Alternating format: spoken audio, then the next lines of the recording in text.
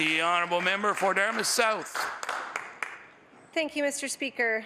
Mr. Speaker, when this bill came to the Law Amendments Committee, on which I am privileged to sit, we came forward before the committee even began to the chair and I said to the chair, I think there must have been a mistake.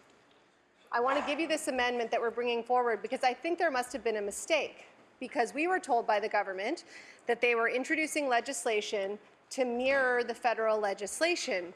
And our interpretation of that was that now that there is a more expanded leave and that leave requires 17 weeks or 600 hours of work to be eligible for, that it would only stand to reason that to mirror that legislation would mean that after working that eligibility period to receive your benefits, 600 hours, 15 to 17 weeks, depending on how you do the math, that your job would be protected. And it became quickly and saddeningly clear that, in fact, it wasn't a mistake at all, although it did seem to take some of the government members in that committee by surprise. But that, in fact, this government not only was not introducing legislation to mirror the period of job protection with the period of eligibility, but in fact was introducing brand new legislation to put Nova Scotia at the very bottom of the pack for job protection for women. So just to reiterate, for the benefit of the members of this House, in BC, New Brunswick, and Quebec, there is no minimum time period for your job to be protected. In Alberta, the time period is 90 days. In Ontario, the time period is 13 weeks. In Saskatchewan, PEI, and Newfoundland, the time period is 20 weeks. In Manitoba, it's 7 months, and here, and in Nunavut, it's 1 year. So we have a brand new piece of legislation that makes this the least attractive province to be a working mother in all of Canada. So congratulations to the government on that point. We've already said a lot about this bill, but I will reiterate a couple of points. One is that for anyone who's been following the news south of the border and around the world, I think it goes without saying that it's a tough time to be a woman, Mr. Speaker.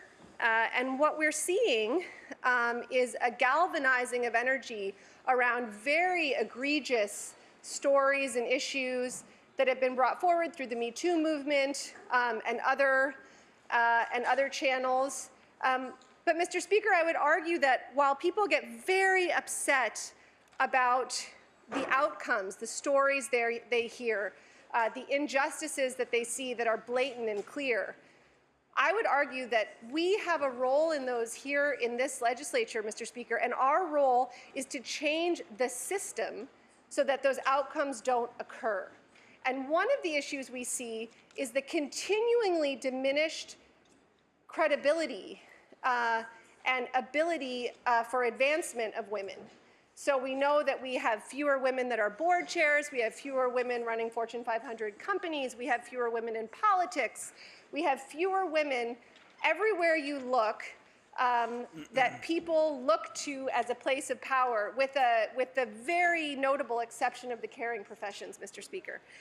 And I want to argue that it's precisely legislation like this which frankly should be uncontroversial. In a liberal democracy in 2018, the amendment that the NDP brought forward should be uncontroversial, Mr. Speaker. There should be no question about this. This isn't something outlandish. We're not being communists by asking for this amendment. What we're doing is we're arguing for basic equity, basic principles of equity that I would argue are already recognized by almost all of the members in this House.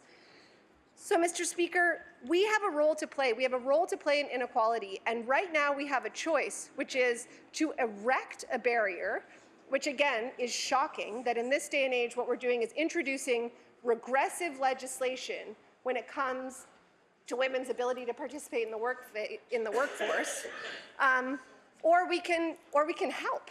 We can be helpful in this regard, and I think it's clear where I think we're landing on this one. Again, Mr. Speaker, this is an equity issue. And with all due respect, yes, sure, business owners have to be able to adapt to changing conditions. But we have a lengthy maternity leave that's already enshrined in our laws in Canada and has been for quite a long time. And we have business owners who are and do and are, in many, many cases happy to oblige their workers in that regard. So, Mr. Speaker, to argue that, I think, as the minister said in his opening comments on the introduction of this bill, I believe he said that it would be an abuse of his power to set a lower limit without consulting. And Mr. Speaker, frankly, I think that's absurd. That's exactly what the minister's job is. The minister's job is to ensure that this legislation is in accord with the principles of equity, is in accord with the federal legislation, and lets women into the workforce in Nova Scotia and allows them to be at home with their children. And I don't think he's accomplishing much of that. Mr. Speaker, I myself would not have been able to take what I think was a well-earned maternity leave with my second child had this legislation been in place. Keep the women down. I know that my colleagues have some words to say about this, Mr. Speaker, but in closing, I just want to urge the government to sometimes, occasionally, use this chamber in the way that it was intended. I was asked by the media today, how do you feel about the fact that the government just never gives an inch, that no matter what amendments you put forward, no matter what conversation you try to have, no matter how constructive the opposition tries to be, that you never make any progress? How do you feel about that? And I said, well, I feel not at all surprised and deeply disappointed at the very same time. I was elected by my constituents to come here and try to participate in the process by which we make laws in this province. I know there are many people in this House who prefer to be there in their constituencies, who feel like that's the place that they can make a difference. And in many cases that's true, Mr. Speaker, but I would argue that all of us have a responsibility to show up in this chamber and to do what we can. And speaking for myself and maybe some of my colleagues on this side of the House, sometimes it feels pretty useless to be over here, because it feels like even when we introduce very common sense items for discussion, we are continually shut down.